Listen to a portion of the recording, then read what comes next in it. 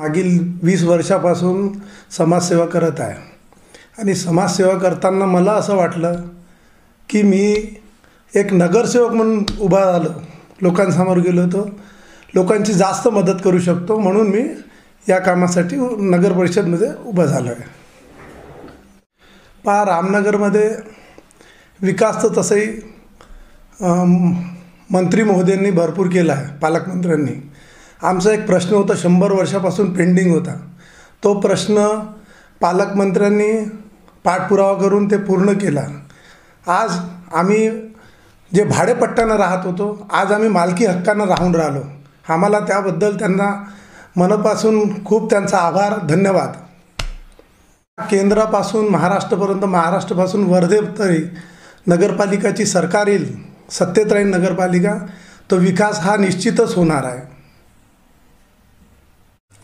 मी रामनगरमध्ये एक भगतसिंग मैदान म्हणून आहे, त्या मैदानात सध्या आजच्या परिस्थितीमध्ये माननीय मंत्री महोदयांनी केलेलं काम आहे। हायमास लावला, जिम तयार केला, गार्डन तयार केला, ही लायब्ररी तयार केली।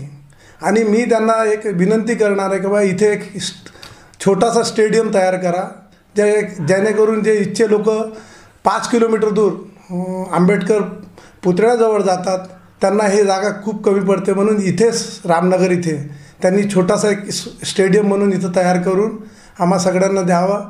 तसेही त्यांनी आमच्यावर खूप मोठा उपकार केला आहे।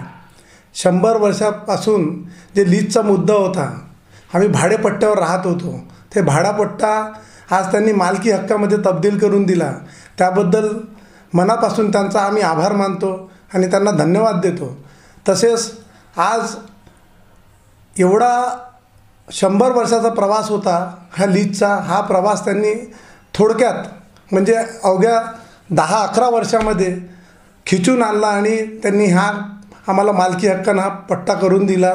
त्याबद्दल पुन्हा मी पुनश्च त्यांना धन्यवाद देतो आणि जय हिंद, जय महाराष्ट्र। कॅम्प घेतलं होतं मागे आणि कामगारचेही मी भरपूर हे लोकांना रिन्युअल वगैरे करून देतो।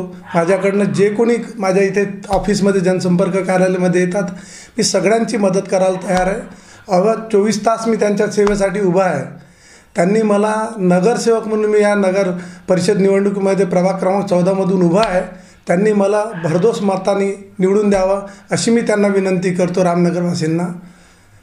आणि मला दिलेली संधीचा मी सोना करीन, त्यांना माझ्याकडनं कोणत्या प्रकारचा त्रास होणार नाही।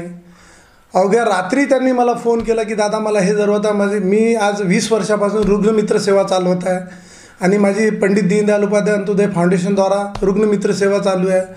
मी भरपूर समाजसेवेसाठी काम करून राहिलो, 20 वर्ष झाले। मला संधी दिली तर मी संधीचा सोना करीन, एवढंच म्हणतो आहे।